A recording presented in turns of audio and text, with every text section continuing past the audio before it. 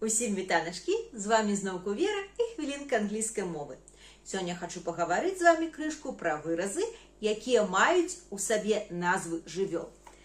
У першу чергу звернемося до білоруського виразу, який обозначає тое, що у чоловіка з'явилися неякі нові клопоти. Як ми кажемо, не мела баба клопоту, купила, правильно, порося. А як ми гэту думку можем выказаць у англійскай мове?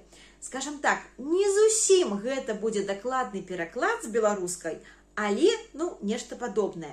Наступны выраз таксама будзе абазначаць тое, што чалавек стане заклапочаным, злосным нейкім.